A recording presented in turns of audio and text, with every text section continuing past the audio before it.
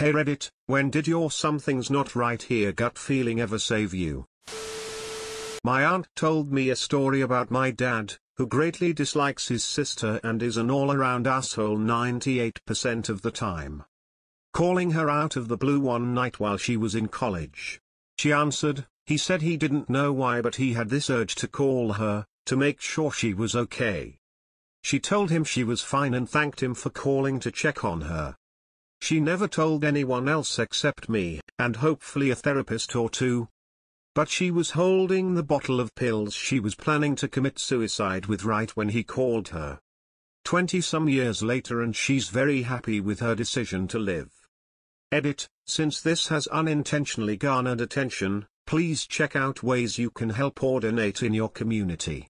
There is always the National Suicide Hotline at 1-800-273-8255. You have been visited by Doggo of Happiness. Subscribe for more happiness in your life. My mom dropped my 3-year-old brother off at daycare before she had to work in the morning. When she got to work she had this terrible feeling something was wrong with him. She ended up leaving work and drove to the daycare. She found the daycare lady inside sleeping while the daycare kids, including my brother, were running around the pool. My brother never went back to that daycare again. I had a gut feeling I should pull my wallet and phone out of my purse. Not even 20 seconds later, I get mugged.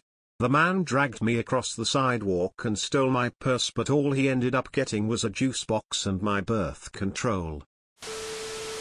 Forgot one. About 10 years ago, working security at a site about 50 miles from home, got off shift at midnight, and didn't bother to change out of uniform because I was only going to stop for gas.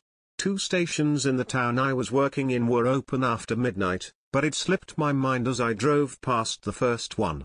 Pulled into the other, same brand, same gas price, same sort of dump entirely, and just didn't like something about it.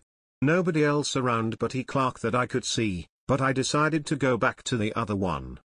Topped off and headed back out of town, I get close to that station again. 3 city cop cars, 2 deputies and a state trooper are outside blocking the road with guns drawn. Turns out a city cop walked in on a robbery. Dude put a bullet in his vest, and the store owner knocked the robber out cold with a bat before the cop could recover enough to get his gun out. That would have been me, in a uniform with a nice shiny badge, but no body armor. I went to hospital with shortness of breath and my heart racing. They did a chest x-ray, blood test for blood clots, and a few other tests, but all came back normal. After observing me overnight everything still looked good, oxygen saturation was perfect, my heart rate was still a bit elevated but nothing too crazy. And it seemed that it was likely leftover symptoms from a bad virus that I'd had a week or so earlier. The ER doctor asks me how I would feel if they sent me home and I just had a bad feeling about it all. I told him as such and that I had no real basis for it except that I just felt off about it. He said fair enough. Let's try one more test and if that comes back negative then we'll send you up to general medicine and see if they can track something down. That test was a VQ scan that found despite all other tests showing no results for blood clots. I actually had a whole bunch of them in both lungs. I ended up with a diagnosis of unprovoked bilateral pulmonary embolisms and am on blood thinners for life. Super grateful both for the bad feeling and the ER doctor who was willing to listen to it. I smelled burning plastic early in the morning at my family cottage and almost went back to sleep. I was around 15, but got up to investigate. A socket on the outside of the building had caught fire and flames were shooting up the wall. The rest of my family was still sleeping and there wasn't enough smoke for the alarms to go off. I ran and got the fire extinguisher, got my dad up, and put it in his hands and pointed him towards the fire. Stopped it and called the fire department. I was going to meet up with someone from Marketplace to buy a phone and the feeling hit me. So I called the woman and a man answered trying to play off the fact he's a man, and I passed by where we were meeting at and it was dark and I heard voices in the background on the phone call. I never stopped the car and kept going. Pretty sure I saved myself from at the very least a mugging, but learned a good lesson: always meet in a public place. In 2004, on Boxing Day. Not me but my mother. Family trip including all cousins and extended family on my dad's side to visit the coastal south of Sri Lanka on vacation, about 20 people in all. Well-planned trip. Last moment my mother didn't want to go. No reason at all. None of us could get her to explain why, but she refused to go. So we went inland on a different trip to see some other relatives. Around midday, the entire extended family now on both sides were sitting shocked in front of the television watching the very same hotel we booked being washed away live by the tsunami. To date, she still can't explain what she felt. Thanks for the gold and silver, guys. Hearth. Not me, but my mother, saved my grandfather's life when he had a stroke in his chair in their living room. We had all started to walk around the development, when my mother, after about 50 to 75 meters from the house, said, "I am going to go back and check on Dad." I went with her, and I nearly witnessed my grandfather die. He was on the chair, conscious, but unable to move or talk. Just looking at my mother with bulging eyes. She called 911 once, then twice when she felt that they were running late. Ambulance came, got him on the stretcher, but it was too wide to fit out the door. We ended up tearing the door frame off to get him out. Because he was conscious, he actually remembers the ride to the hospital. He told us later that he heard the driver or someone say, "There is not a chance that this guy lives." That was when I was around 5 to 6 years old. He is still alive to this day, more than a decade later. At my mother's funeral, part of his speech was about how, without my mother's actions, he would not have been able to spend time with her during her final years of life. And for that, he is eternally grateful. Not mine, but my dad's. I was downstairs helping him with some woodworking when I was 10 or 11. He went to run a 2x4 through the table saw when he noticed I was at his elbow rather than behind him. He stopped and told me to never stand behind a board when it's going through the saw in case it gets thrown. I thought he was being overly cautious and I didn't have as good of a view from behind him, but whatever, I got behind him. He flipped on the saw and ran the board through. He only got 1/3 of the way through. Though, when the blade hit a knot and flung the 2x4 hard enough to crash against the wall 10 feet behind. If I hadn't moved it would have hit me square in the chest and could have killed me. I had a teacher who was teaching in a class next to a woodwork class. The wall between the classes were very thin. When he was teaching, he had a feeling something's not right, so he moved away from where he was standing. Not a second later some shrapnels cut through the wall and flew past where his head was in the original spot. Turns out it was some kid using the circular saw and the tip of it flew off. If he hadn't moved he wouldn't be teaching today. My dad had to go to court to settle away overdue payment for the place he worked at. He was going to take me with him so I can be more exposed to the adult world, so to speak. However, that meant he would have to leave the office back door unlocked so the rest of the staff could clock in. He suddenly didn't feel right about it and decided to have me man the office instead. He got T-boned outside the courthouse on the passenger side of the car that day. The car was totaled and I would have gotten severely hurt if I was there. I was president of a club, and a guy who'd recently joined just set off my alarm bells, but he never did anything wrong. I still couldn't shake the feeling he was off. I asked my best friend, a pretty burly guy, to just keep an eye on him during a conference we went to.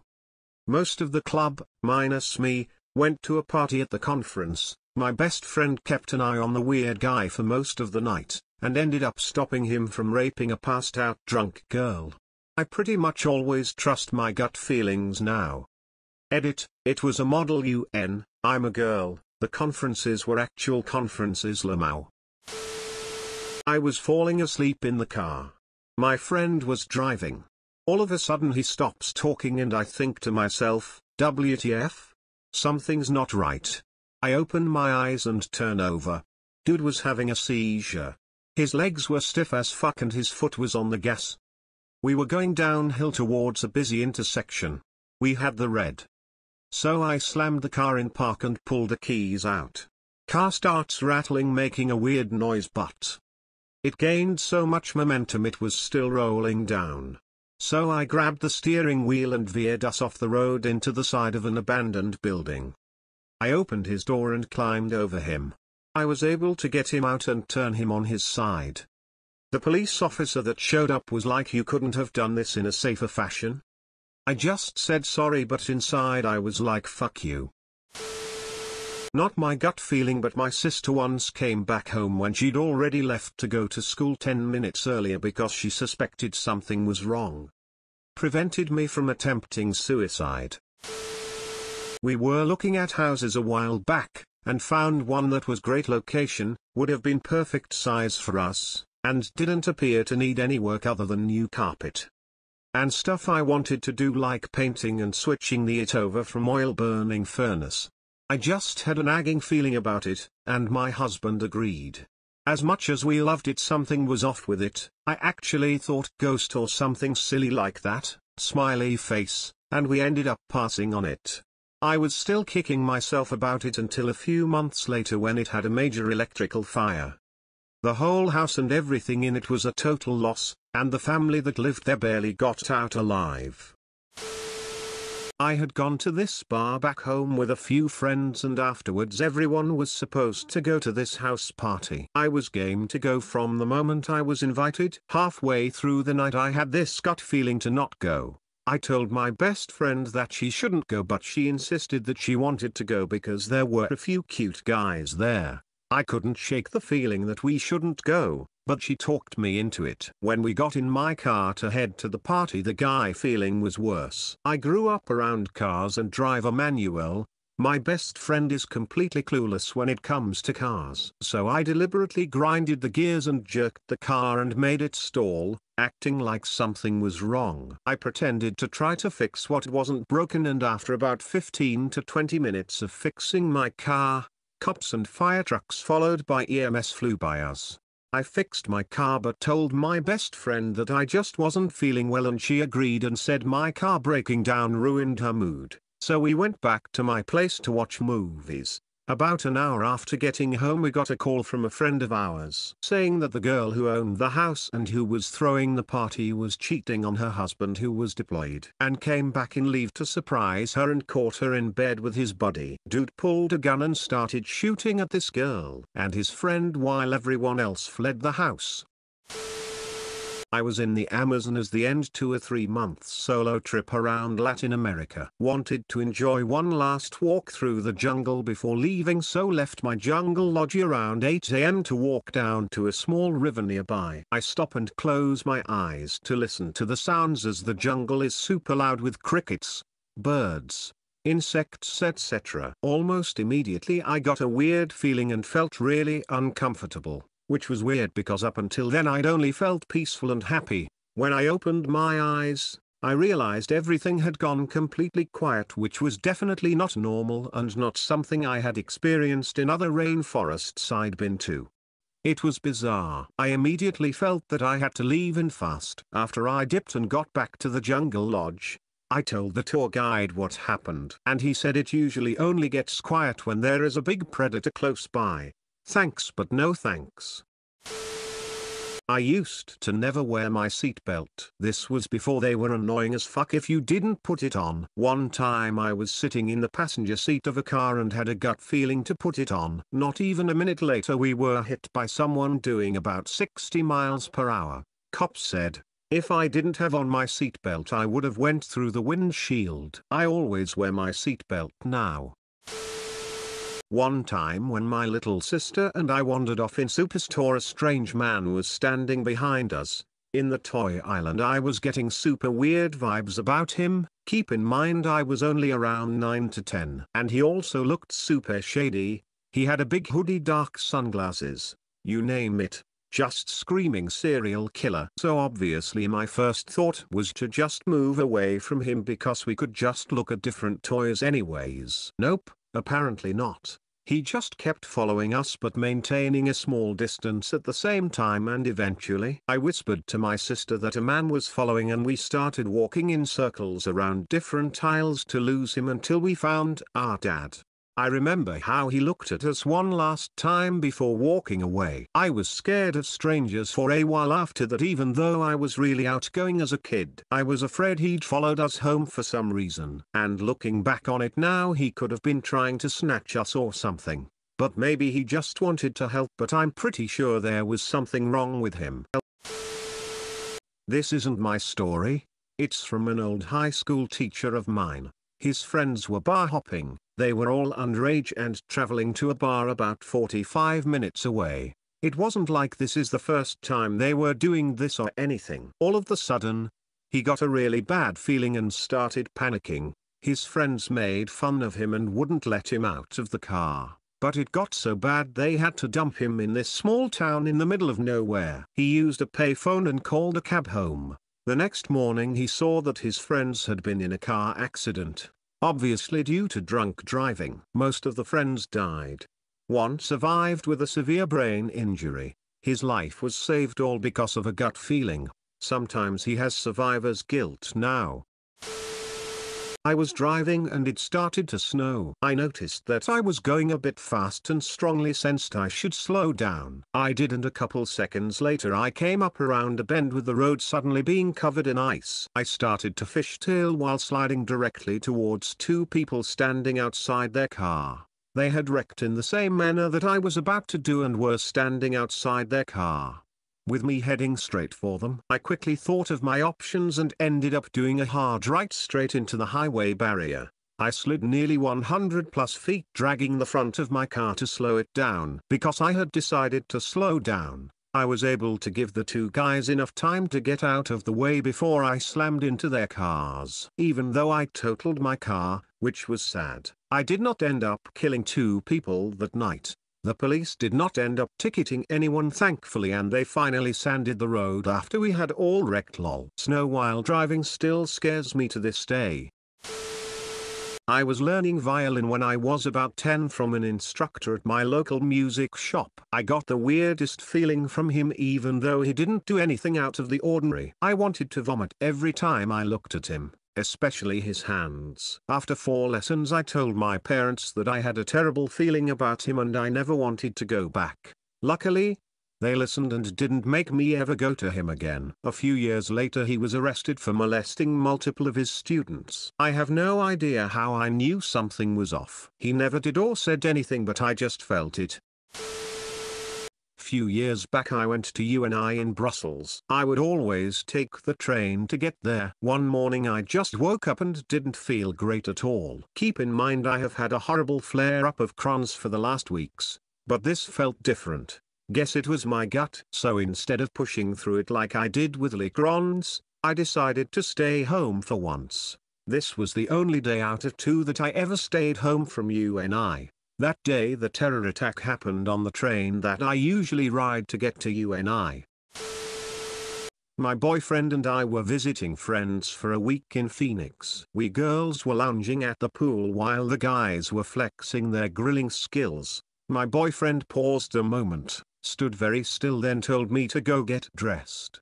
We had to go right now. I wanted to fuss but something told me not to. We drove straight through to San Antonio, right to his parents' very rural house. Before cell phones, and they didn't have a landline within a half-mile. Seconds before we arrived his little sister had jumped off of a rain barrel, and landed on a metal spike that went straight up through her foot and into her leg. His dad was at work so there was no car available there. She was bleeding like crazy and his mother had just walked out and found her. I don't know what spoke to him in Phoenix, but it would have been all bad if we had not arrived exactly when we did.